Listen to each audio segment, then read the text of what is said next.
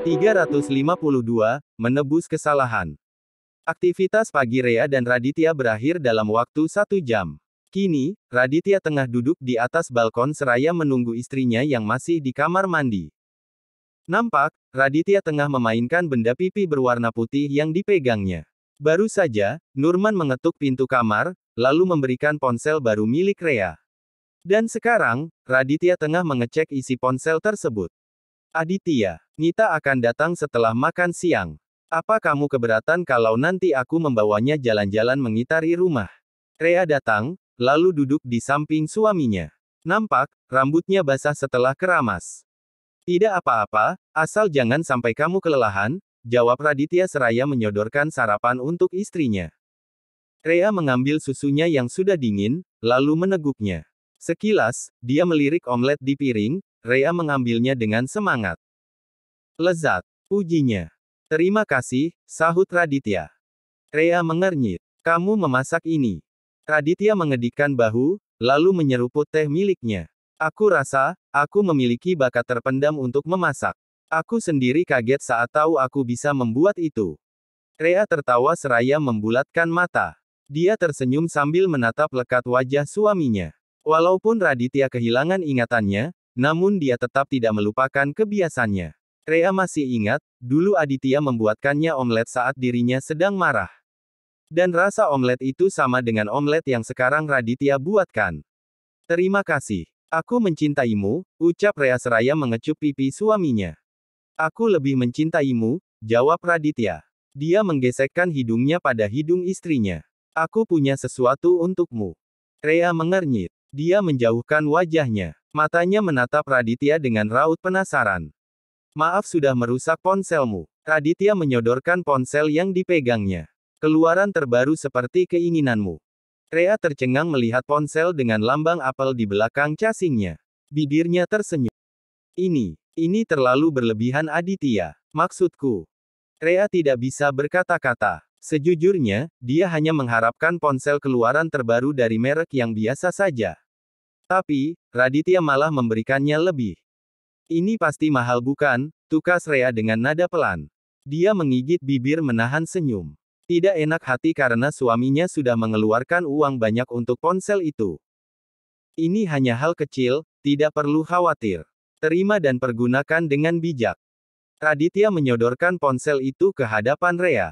Walau Rea protes tentang harganya, tapi dia tahu istrinya sangat menyukai pemberiannya. Mata Rea berbinar cerah kala melihat pemberiannya. Aditya, aku sungguh ingin menolak. Tapi, aku sungguh menyukai ini. Sepertinya, bayi kita juga menginginkannya. Raditya tergelak. Tangannya terulur mengusap kepala Rea. Rea memainkan ponsel tersebut dengan senyum yang mengembang. Rea tidak mau munafik, sebagai wanita, dirinya memang senang dibelikan barang bagus dan mahal. Sekilas, Rea menoleh suaminya. Jika aku masih sekolah, mungkin aku sudah memamerkan ini pada teman-temanku, kekehnya. Kalau begitu pamerkan. Siang ini, Nita dan Nina akan kemari. Nina, Rea mengernyit. Seingatnya, dia hanya meminta Nita yang datang. Nina juga mau berkunjung. Raditya mengangguk. Aku tidak terlalu mempercayai wanita itu. Karena itu, aku meminta Franz mengirim istrinya. Rea terperangah. Dia tersenyum canggung. Dalam hati, Rea merutuk. Sial, rencanaku bisa gagal jika Nina ada bersama kami. Selesai sarapan, Rea mengantar suaminya pergi sampai depan rumah.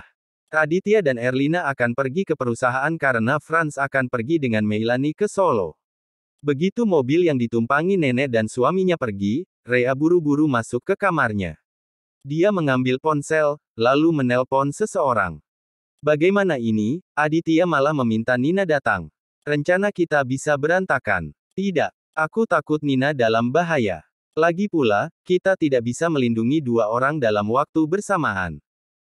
Rea panik. Dia berjalan mondar-mandir seraya mendengarkan ucapan pria di seberang sana. Tidak, jangan sampai Aditya tahu. Dia sudah repot dengan keadaannya. Aditya harus menjalani check-up, belum lagi perusahaan juga membutuhkannya. Dia juga terus mencari Pramono bersama Franz. Pokoknya, jangan sampai Aditya tahu. Kamu ikuti saja perkataanku, bukankah kita sudah sepakat? Rea menggeram kesal saat pria di seberang sana terus menentang kata-katanya. Dengar, kamu cari saja pria berbadan kekar untukku. 5 atau 6 juga cukup. Pastikan mereka kuat-kuat dan tangguh. Aku akan mengirim uang biayanya.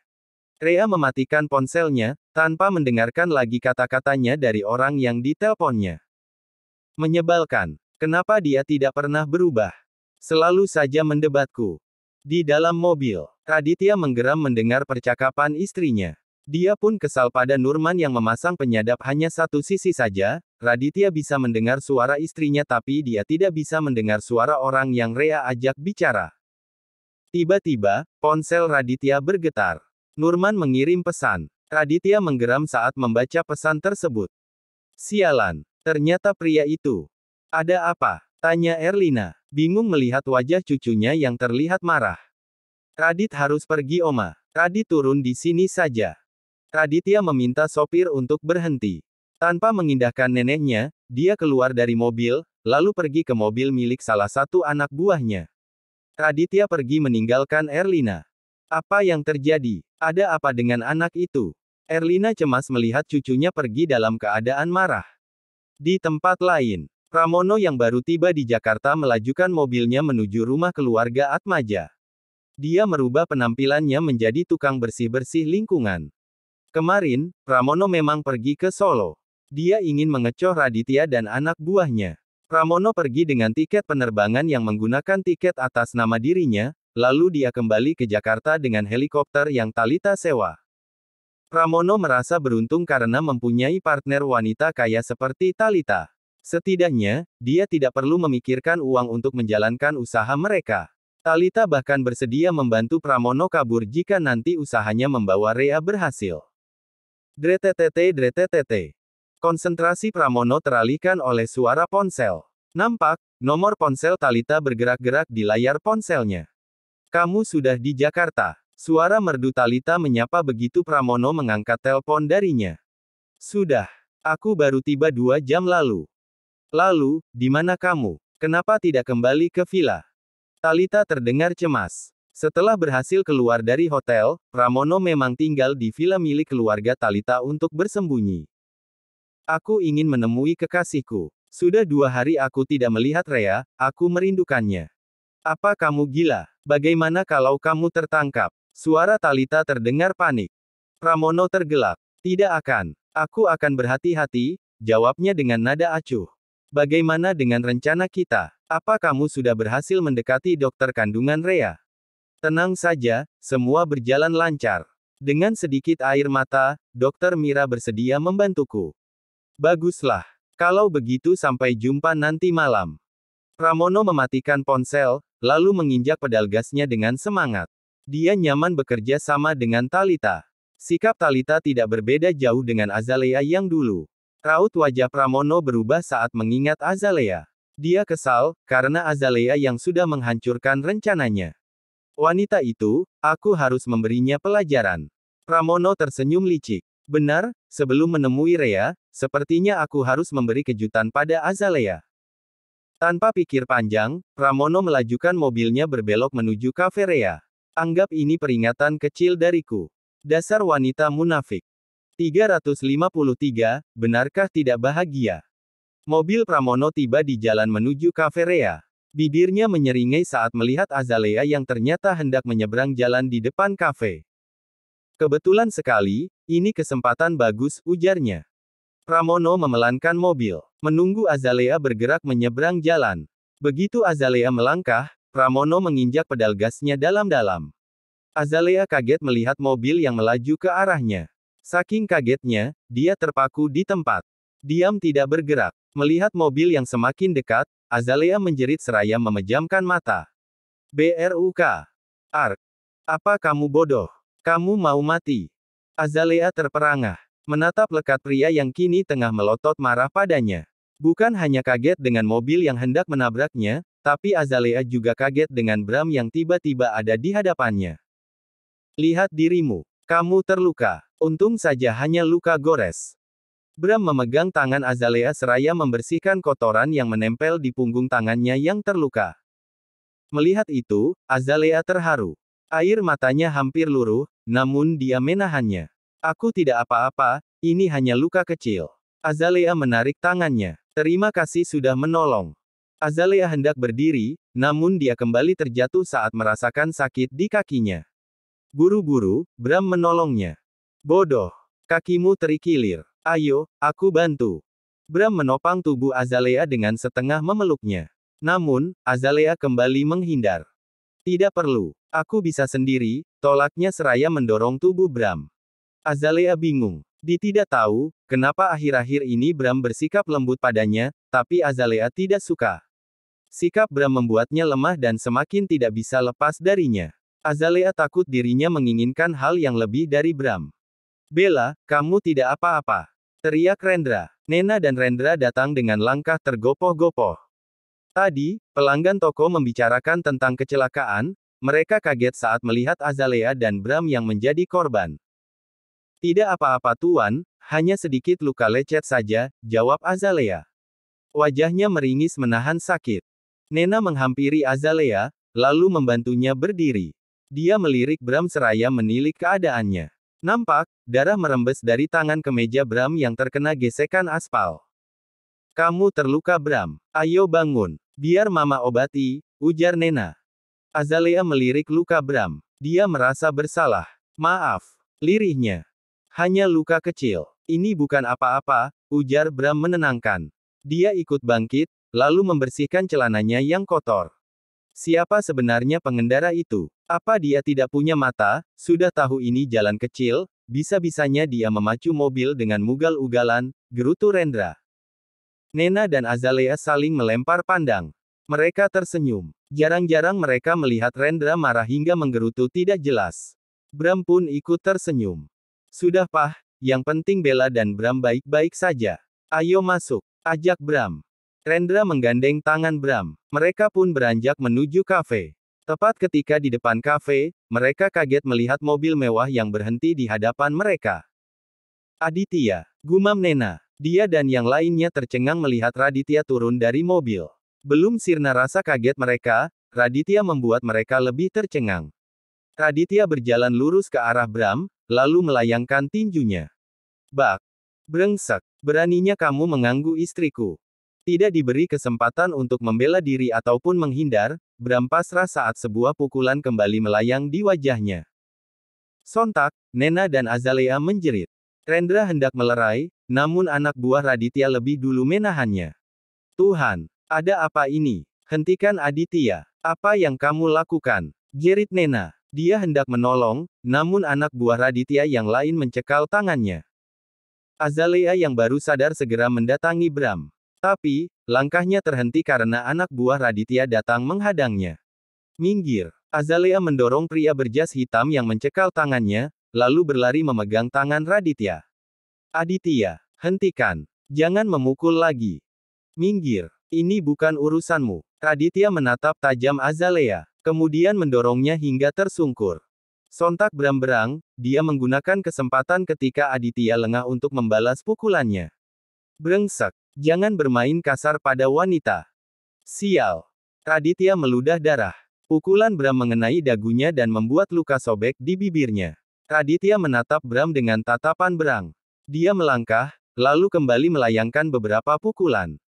Bram yang belum siap kembali terkapar. Dia hendak melawan tapi Raditya tidak memberinya kesempatan.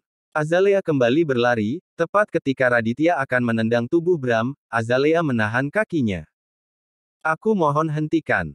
Azalea memeluk kaki Raditya, membuatnya sedikit oleng dan hampir menendang Azalea yang tiba-tiba datang. Apapun masalah di antara kalian, tolong selesaikan baik-baik. Jangan melukainya lagi. Isak Azalea memohon. Melihat itu, Bram segera bangkit, lalu mencengkeram tangan Azalea. Menjauhkannya dari kaki Raditya yang dipeluknya. Hentikan. Untuk apa memohon seperti itu?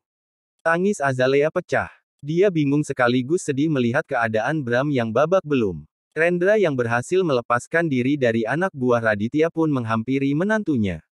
Sekilas, dia melihat Nena yang menangis karena kaget dan ketakutan. Aditya, ada apa ini? Kenapa kamu datang-datang memukul Bram? Tanya Rendra, berusaha tidak terdengar marah ataupun membela Bram. Raditya mendengus. Dia menunjuk Bram dengan tatapan nyalang. Tanyakan saja padanya. Dia sudah berani mengganggu Rea dan... Ini salah paham. Potong Bram. Dia membantu Azalea berdiri, lalu membalas tatapan tajam Raditya. Aku akan menjelaskan semuanya. Tapi tidak di sini. Ayo kita bicara di tempat lain. Bram melangkah hendak meraih tangan Raditya, namun pria itu malah melayangkan pukulannya. Hati Raditya diliputi cemburu, amarahnya membuncah mengingat Bram dan Rea yang kembali berhubungan. Sial, sudah aku bilang, aku akan menjelaskan segalanya. Kamu hanya salah paham, desis Bram seraya mengusap darah yang mengucur dari hidungnya. Sekilas, Bram melihat Rendra yang mematung kaget, sedang Nena dan Azalea menangis tanpa bisa berbuat apa-apa, karena anak buah Raditya memegangi tangan mereka. Aku tidak menerima penjelasan aku. Kata-kata Raditya terhenti saat Bram mendekat, lalu memeluknya tiba-tiba. Dia membisikkan sesuatu padanya. Tenanglah. Ikut denganku atau aku akan membuat mertuamu tahu kalau selama ini Rea tidak bahagia hidup denganmu. Sontak, Raditya tercengang. Dia menatap Bram dengan tatapan kesal. Tangan Raditya terkepal. Bayangan Rea memenuhi pelupuk matanya. Benarkah Rea tidak bahagia hidup dengannya? Raditya bertanya-tanya. Dia pun berusaha menahan emosinya. Bram melirik Rendra. Sebaiknya, Papa menangkan Mamah.